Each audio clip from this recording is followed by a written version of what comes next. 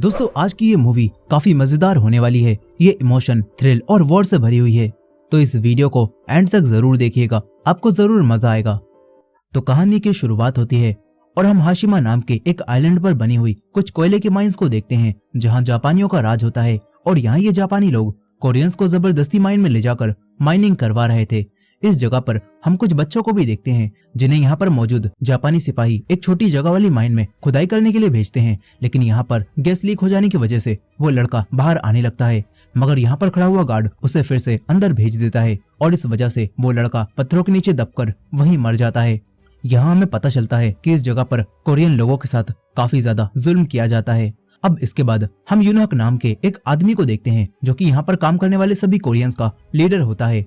और यूनक अब 3 बच्चों को यहाँ से भागने का रास्ता बताता है, जिसके बाद वो तीनों लड़के रात के समय यहाँ से भागने लगते हैं। लेकिन तभी एक गार्ड इन्हें भागता हुआ देख लेता है और वो एक लड़के के गोली मार देता है, मगर जिंदा बचे हुए दोनों लड़के यहाँ से आगे बढ़ते हैं और वो समुद्र के रास्ते इस आइलैंड से दूर भागने लगते हैं। मगर तभी जापानी सोल्जर्स की एक शिप यहाँ पर आ जाती है, जहाँ यामाडा नाम का एक आदमी इन दोनों के ऊपर जाल फेंक देता है और इन्हें पानी के अंदर डुबाकर मार देता है।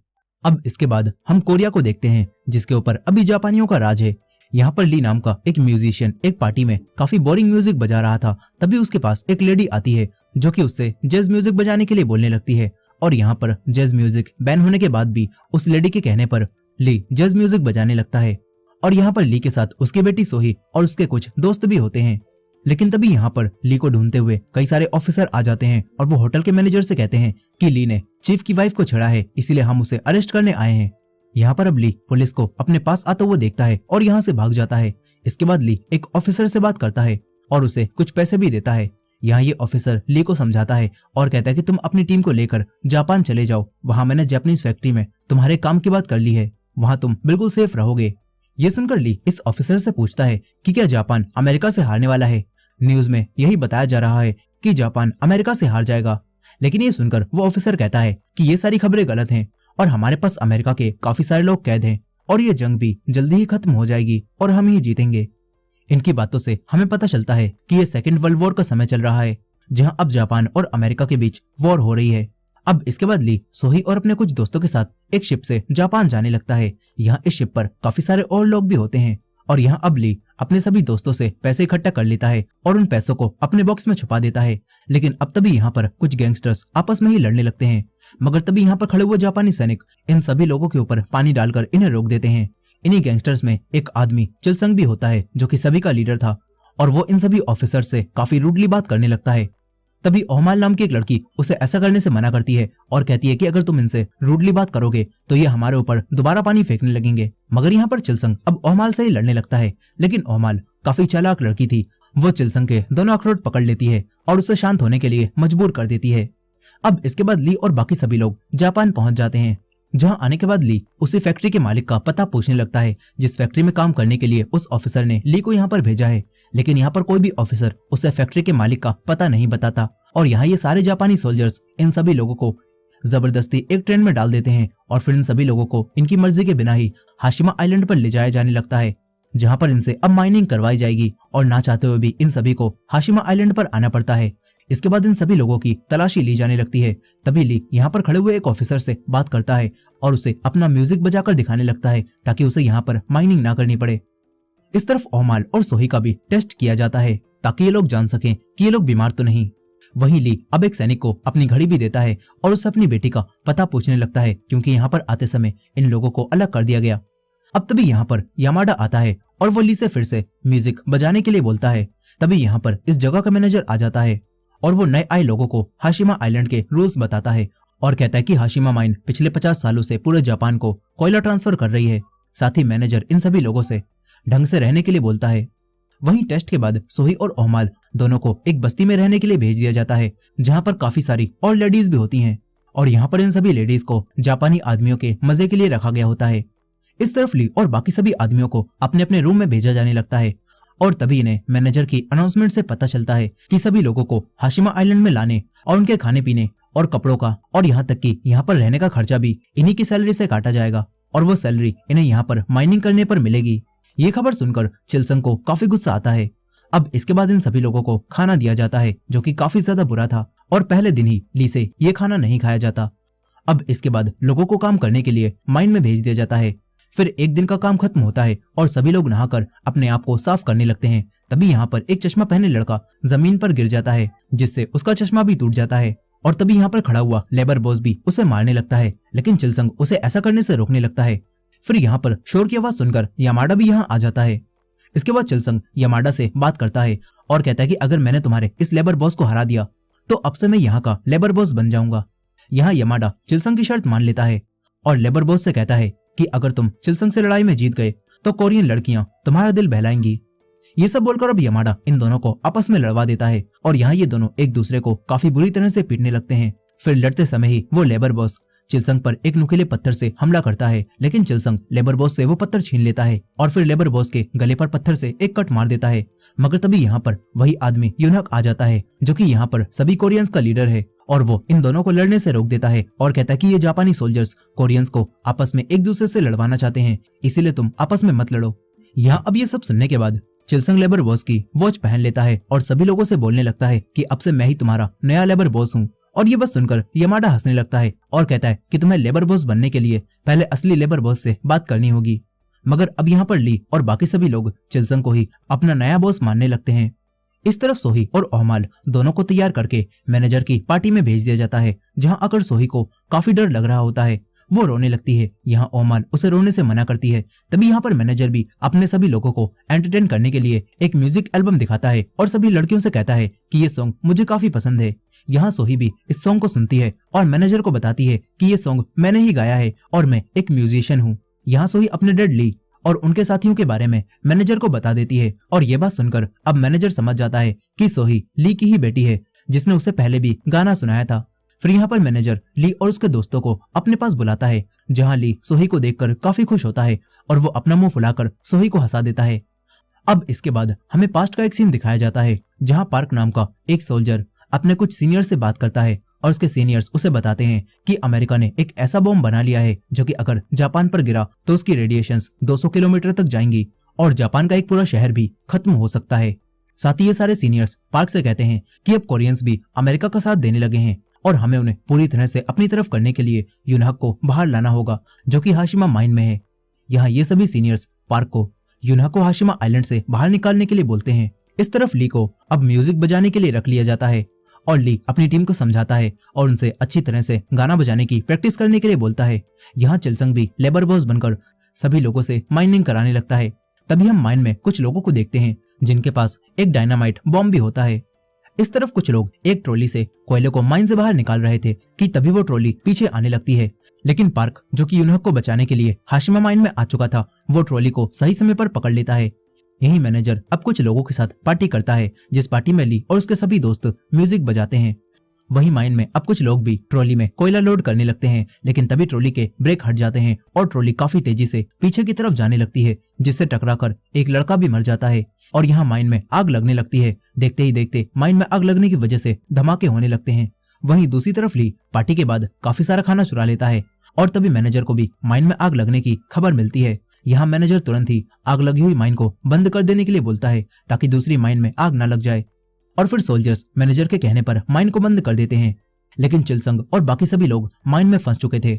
इसके बाद मैनेजर को ये बात पता चलती है कि यूनहक भी माइन के अंदर बंद हो गया है और ये खबर सुनकर मैनेजर काफी घबरा जाता है। वो अपने सोल्जर से यूनहक को जल्द से जल्द बाहर निकालने के लिए बोलता है ताकि कोरियन लोग यूनहक के मरने की वजह से यहाँ पर प्रोटेस्ट ना करने लगे।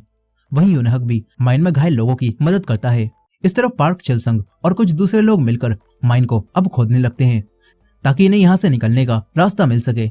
यहाँ अब वही आदमी जिसके पास डायनामाइट बॉम्ब था वो पार्क और चिलसंग को बॉम्ब दे देता है। इसके बाद पार्क उस डायनामाइट को यहाँ पर ब्लास्ट करता है और यहाँ से निकलने का रास्ता बन जाता है। वही मैनेजर अपने बॉस को माइन में हुए हादसे के बारे में बताता है और अपने बॉस को हाशिमा आइलैंड पर आने के लिए कहता है। वो सोही को देखकर बोलता है कि आपके लिए मेरे पास एक गिफ्ट है जो कि आपको पसंद जरूर आएगा, जो देखकर हमें पता चलता है कि मैनेजर अपने बॉस को सोही गिफ्ट करना चाहता है। यहाँ पर ये दोनों बात कर ही रहे थे कि तभी आसमान से एक प्लेन कुछ पेपर्स को नीचे गिराते हुए यहाँ से चला जाता है। वहीं दूसरी तरफ अब हम चिलसंग और बाकी सभी लोगों को देखते हैं जो कि अब माइन से बाहर आ चुके थे। यहाँ यूनहक सभी लोगों से कहता है कि अगर कंपनी ने हमें इस हादसे के बदले में पैसे नहीं दिए तो हम यहाँ पर काम नहीं करेंगे और हम प्रोटेस्ट करेंगे। यहाँ पर सभी कोरियंस यूनहक की बात पर राजी हो जाते हैं। यहाँ यमाडा ये सब देखकर यहाँ से जाने लगता है। चिलसंग उसे रोकने की कोशिश करता है, लेकिन यमाडा चिलसंग के सर पर एक डंडा मारता है और यहाँ से चला जाता है और कोई भी कोरियन यमाडा को नहीं रोक पाता। ये देखकर चिलसंग समझ जाता है कि यहाँ पर सारे कोरियन डरपोक हैं। अब इसके बाद चिलसंग यहाँ पर बने हुए एक बार में जाकर ड्रिंक करने लगता है। तभी उसे यहाँ पर ओमाल दिखाई देती है, जिसे एक जापानी सैनिक काफी मार रहा था और ये देखकर चिलसंग उस सैनिक के सर पर एक बोतल फोड़ देता है और ओमाल को बचा लेता है। वहीं दूसरी तरफ पार्क भी अब यूनहक से बात करता है और इन्हें बताता है कि मैं आपको यहाँ से ले जाने आया हूँ और हमारे कुछ जासूस खाने की शिप पर हैं, जिससे हम लोग हाशिमा आइलैंड से बाहर निकल सकते हैं। ये बात सुनकर एक आदमी पार्क से कहता है कि तुम कहीं अमेरिकन तो नहीं ना। इस पर पार्क सभी को बताता है कि मेरी ट्रेनिंग अमेरिका में हुई है, लेकिन मैं एक कोरियन हूँ और मुझे KLA के लीडर ने यहाँ पर भेजा है। दरअसल KLA एक ऐसा ग्रुप है जिसके लीडर्स ने पार्क से यूनहक को हाशिमा आइलैंड से बाहर निकालने के लिए बोला है, ताकि वो यूनहक को अपनी तरफ करके सभी कोरियंस को अपनी टीम में शामिल कर सकें। यहाँ पर यूनहक पार्क की बातों को समझता है और यहाँ से भागने के लिए तैयार हो जाता है। इसके बाद हम चिलसंग और ओहमाल को देखते हैं, जहाँ पर ओहमाल अब चिलसंग के सामने अपने कपड़े उतारने लगती है, लेकिन चिलसंग उसे ऐसा करने से मना कर देता है और कहता है कि मैंने ये सब करने के लिए तुम्हें नहीं बचाया। वो ओहमाल को अपने पास बैठकर बातें करने के लिए बोलता है। तभी चिलसंग को यहाँ मच्छर काटने लगते हैं और यहाँ ओहमाल चिलसंग को अपनी लाइफ की स्टोरी बताती है और कहती है कि मुझे सबसे पहले जापान ले जाया गया था, जहाँ मुझे काफी मच्छरों ने काटा और वहां पर कुछ खास मच्छरों के काटने से एक ऐसी बीमारी फैल रही थी जिसका इलाज नहीं था। ओहमाल चिलसंग को बताती है कि मैंने अपनी तबीयत खराब होने के बारे में किसी को भी नहीं बताया था, क्योंकि एक लड़की ने अपनी खराब तबीयत के बारे में जब जापानी सोल्जर्स को बताया था तो उन्होंने उस लड़की की बातों को झूठ समझा था और उसे कीलों पर लिटाकर मार दिया था। इसीलिए मैंने भी खुद ही मरने का फैसला किया था और मैंने जहर भी पी लिया था, लेकिन एक जापानी डॉक्टर ने मेरा इलाज करके मुझे बचा लिया। मगर फिर से मुझे जापानीज लोगों ने पकड़ लिया और उन्होंने मेरे पूरे शरीर पर टैटूज बना दिए। यहाँ चिलसंग को ओहमाल की बात सुनकर उसके लिए काफी बुरा लगने लगता है। इस तरफ ली एक वर्कर से कुछ पेंटिंग बनवाता है और उसे उनके बदले में एक सिगरेट देता है। तभी एक आदमी भी ली से कहता है कि तुम्हें मैनेजर ने बुलाया है। यहाँ सोही मैनेजर के घर में काम कर रही थी और तभी उसके पैर में लकड़ी का टुकड़ा घुस जाता है, मगर तभी यहाँ पर ली आ जाता है। वो सोही के पैर से लकड़ी का टुकड़ा निकाल देता है और सोही को हंसाता है। फिर यहाँ पर मैनेजर ली से बात करता है और कहता है कि इस आइलैंड के मालिक चीबा की बेटी हेड ऑफिस में हुई बमबारी में मारी गई है और सोही का यहाँ पर रहना भी काफी खतरनाक है, इसलिए सोही को तुम चीबा को दे दो, क्योंकि तुम यहाँ पर सोही का अच्छे से ध्यान नहीं रख सकते और जंग के हालात भी हैं, इसीलिए सोही का यहाँ पर रुकना ठीक नहीं है। ये सारी बातें सुनकर ली अब मैनेजर के पास से बाहर आ जाता है और वो काफी दुखी भी होता है। इसके बाद वो अपनी बेटी सोही के साथ खेलने लगता है ताकि वो उसे खुश कर सके। फिर इसके बाद पार्क और यूनहक के कुछ लोग ली के पास आते हैं। वो ली को कुछ पैसे देते हैं और पार्क ली से एक टेलीग्राफ मांगता है ताकि वो अपने लोगों को मैसेज भेज सके। यहाँ ली समझ जाता है कि पार्क और बाकी सभी लोग उससे कुछ छुपा रहे हैं, इसलिए पार्क कहता है कि मुझे पहले पूरी बात बताओ कि तुम क्या करना चाहते हो। मगर यहाँ पर पार्क ली को बिना बताए ही अब यहाँ से जाने लगता है। तभी ली पार्क से कहता है कि अब अगर तुमने मुझे सच नहीं बताया तो मैं मैनेजर को ये सब बता दूंगा। ये सब सुनकर पार्क अब ली को बता देता है कि यूनहक यहाँ से भागने वाले हैं। अब तभी कुछ सोल्जर्स इनके पास आने लगते हैं, लेकिन यहाँ पर ली उन्हें कुछ भी नहीं बताता और सैनिकों से जाने के लिए कहता है। इसके बाद ली पार्क को दिए हुए पैसे वापस कर देता है और कहता है कि मुझे तुम्हारे इस काम को करने के लिए पैसे नहीं चाहिए, लेकिन तुम बस यूनहक के साथ मुझे और मेरी बेटी को भी यहाँ से निकाल देना। यहाँ पर पार्क ली की इस शर्त को मान जाता है। इसके बाद ली अपने एक दोस्त के पास जाता है जो कि एक टेक्नीशियन होता है। यहाँ ली अपने उस दोस्त से कुछ चाबियां बनाने के लिए बोलता है और यहाँ पर ली का दोस्त ली से उन चाबियों का नाप मांगता है। वहीं दूसरी तरफ सोही और ओहमाल कपड़े धो रही थी और तभी चिलसंग ओहमाल के पास कुछ कपड़े फेंकता है जिसके अंदर कुछ फल होते हैं, जो देखकर ओहमाल काफी खुश होती है और समझ जाती है कि चिलसंग अब इनकी तरफ है। इस तरफ ली भी अब एक लेडी को कुछ खाना देता है और फिर सोही को बताता है कि अब से तुम उस लेडी के साथ उसी के कमरे में सोना और जब मैं रात में तुम्हें बाहर बुलाऊं तो तुम बाहर आ जाना। इसके बाद ली टेलीग्राफ रखने वाले उसी रूम के डोर लॉक पर कुछ पाउडर डाल देता है और जैसे ही एक सोल्जर उस डोर को लॉक करता है तो तभी उसकी चाबी पर पाउडर लग जाता है और ली बड़ी चालाकी से चाबी के निशान को कॉपी कर लेता है और अपने उसी दोस्त से उन चाबियों को बनवा लेता है। फिर ली पार्क को वो सारी चाबियां दे देता है और इसके बाद रात के समय पार्क टेलीग्राफ वाले रूम में जाने लगता है, लेकिन ली की दी हुई चाबियों से वो डोर नहीं खुलता और दो ऑफिसर पार्क और उसके साथी की तरफ आने लगते हैं। मगर तभी पार्क का साथी उन ऑफिसर के सामने चला जाता है और पार्क उनसे छुपकर टेलीग्राफ रूम में आ जाता है। यहाँ पार्क टेलीग्राफ की मदद से अब अपने जासूसों से बात करता है और उन्हें एक शिप लाने के लिए बोलता है। यहाँ वो जासूस पार्क से पूछते हैं कि कितने पैसेंजर्स शिप पर आने वाले हैं। इस पर पार्क अपना और यूनक का ही नाम बताता है, जिससे पता चलता है कि पार्क ली और उसकी बेटी सोही को यहाँ से नहीं ले जाने वाला। यहीं अब पार्क को इस जगह पर एक लॉकर दिखाई देता है जिसके अंदर कोरियंस के अकाउंट रिकॉर्ड थे। वहीं दूसरी तरफ यूनक अब मैनेजर से बात करता है और यूनक उन पेपर्स को भी देखता है जो कि प्लेन नीचे गिरा रहा था, और ये देखकर यूनक मैनेजर को बताता है कि अमेरिका के पास काफी पैसा है, इसीलिए वो ऐसे महंगे पेपर्स को जमीन पर गिरा रहे हैं, और जंग में जिस देश के पास ज्यादा पैसा होता है वही वॉर जीतता है। यहाँ पर ये लोग बात कर ही रहे थे कि तभी इन्हें फिर से कुछ प्लेन उड़ते हुए दिखाई देते हैं, जो देखकर मैनेजर सभी लोगों से अपने अपने रूम में जाने की अनाउंसमेंट करता है। और इसके बाद रात के समय पार्क यूनक को लेकर यहाँ से भागने लगता है। वो रास्ते में आने वाले सैनिकों को भी खत्म करता रहता है। तभी ली भी इन्हें भागता हुआ देख लेता है और वो सोही को भी भागने के लिए बुलाने लगता है। वहीं अब कुछ और लोगों को भी यूनक और पार्क के गायब होने के बारे में पता चल जाता है। इस तरफ पार्क यूनक को लेकर एक जगह पर रुकता है और उसे कुछ कोरियंस लोगों के अकाउंट दिखाता है और यूनक से कहता है कि पेंशन और बॉन्ड पेमेंट्स कोरियन लोगों की सैलरी से तो काटी जाती है, लेकिन वो कंपनी के पास नहीं जाती, और कॉन्ट्रैक्ट में ऐसा लिखा है कि वो पेमेंट तुम्हारे और मैनेजर के अकाउंट में जाती है। ये सुनकर यूनक पार्क को बताता है कि जब से मैं यहाँ पर आया हूँ तो तभी मुझे पता चल गया था कि पैसों की गड़बड़ हो रही है, लेकिन मुझे ये बात नहीं पता थी कि इस सब में एक अकाउंट मेरा भी है। यहाँ पर यूनक अपने आप को इनोसेंट दिखाकर सारा इल्जाम मैनेजर पर लगाने लगता है, मगर तभी पार्क यूनक से कहता है कि अगर आपको इस सब के बारे में नहीं पता था तो आपके साइन इन अकाउंट रिकॉर्ड पर आखिर कैसे आ गए। यहाँ पार्क अब समझ चुका था कि यूनक और मैनेजर दोनों एक साथ मिले हुए हैं, इसीलिए पार्क यूनक से कहता है कि तुमने पैसों की हेराफेरी की है, लेकिन फिर भी जापानियों ने तुम्हें कोई सजा नहीं दी, इसका मतलब साफ है कि तुम उनके साथ मिले हुए हो। इतना बोलकर अब पार्क यूनक के ऊपर गन पॉइंट कर लेता है, मगर अब यूनक पार्क से कहने लगता है कि अगर मैं तुम्हें मैनेजर के साथ मिला हुआ लगता हूँ तो तुम मुझे अभी ही गोली मार दो। यहाँ पर ऐसी बातें करके यूनक उसका ध्यान भटकाने लगता है, और ये लोग यहाँ बात कर ही रहे थे कि तभी ली भी सोही को लेकर यहाँ पर आ जाता है। ये सब देखकर यूनक ली से कहता है कि पार्क एक अमेरिकन जासूस है और तुम तुरंत ही ये बात जाकर मैनेजर को बता दो। यहाँ पार्क भी ली को समझाने की कोशिश करता है कि यूनक मैनेजर के साथ मिला हुआ है, और ये लोग यहाँ पर बातें कर ही रहे थे कि तभी यूनक का एक आदमी सोही के ऊपर गन पॉइंट कर लेता है और यूनक को छोड़ने के लिए बोलता है। फिर पार्क उस आदमी को भी यूनक की असलियत बताने लगता है, और तभी जंग की वजह से एक बॉम्ब गिरता है और हर तरफ आग लग जाती है। अब मौका मिलते ही यूनक गन उठा लेता है। यहाँ ली भी सोही और उन अकाउंट रिकॉर्ड को लेकर यहाँ से भाग जाता है। फिर देखते ही देखते पूरे हाशिमा आइलैंड पर बॉम्ब गिरने लगते हैं और सभी लोग इधर उधर भागने लगते हैं, और ये सभी लोग एक बिल्डिंग के अंदर घुसने की कोशिश भी करते हैं, लेकिन यामाडा सिर्फ जापानी लोगों को ही बिल्डिंग में आने देता है और सभी कोरियंस लोगों को उन चैम्बर्स में आने से रोक देता है। और फिर एक बॉम्ब यहाँ पर गिरता है जिससे काफी सारे कोरियंस लोग मारे जाते हैं। ये देखकर चिलसंग ओमाल को लेकर यहाँ से भागने लगता है। इस तरफ यूनक भी पार्क से बचकर भागने लगता है, लेकिन तभी पार्क फिर से यूनक को पकड़ने लगता है, मगर यूनक अब पार्क पर ही गोलियां चलाने लगता है और एक गोली पार्क के लग जाती है। यहाँ पर यूनक उस लड़के को भी मार देता है जिसको पार्क ने यूनक की सच्चाई बता दी थी, और ये सब देखकर ली ये समझ जाता है कि यूनक सभी कोरियंस को धोखा दे रहा है। इसके बाद जब बमबारी रुकती है तो यहाँ पर काफी सारे कोरियंस लोग मारे जाते हैं, और अब यूनक भी ली को सभी जगह ढूंढने लगता है क्योंकि ली के पास यूनक के अकाउंट के रिकॉर्ड थे। लेकिन यहाँ पर ली सोही को लेकर एक जगह पर छुप जाता है और वो बाहर नहीं आता। फिर इसके बाद सभी जापानी लोग भी प्रोटेस्ट करने लगते हैं और वो लोग कोरियन लोगों को हाशिमा आइलैंड से भगा देने के लिए बोलते हैं। वहीं दूसरी तरफ मैनेजर को भी अब चोट लग चुकी थी और यामाडा को समझ नहीं आता कि अब उसे क्या करना चाहिए। तभी चीबा यामाडा को बताता है कि अमेरिका ने हिरोशिमा पर एक बॉम्ब गिरा दिया है और इस वजह से हजारों जापानियों की मौत हो गई है, इसीलिए अब तुम्हें हाशिमा आइलैंड पर खाना नहीं मिल पाएगा। साथ ही यहाँ पर चीबा यामाडा से कहता है कि हमारे खिलाफ जितने भी सबूत मौजूद हैं तुम उन्हें जला दो और सारे कोरियंस को भी खत्म कर दो ताकि वो अमेरिका को हमारे बारे में कुछ भी ना बता पाए। साथ ही चीबा यामाडा से कहता है कि मैनेजर को भी खत्म कर दो ताकि वो मैनेजर कोरियंस को मारने से ना रोक पाए। यहीं पर हम कुछ जापानी सोल्जर्स को भी देखते हैं जो कि एक लड़की को मारकर उसका रेप कर देते हैं।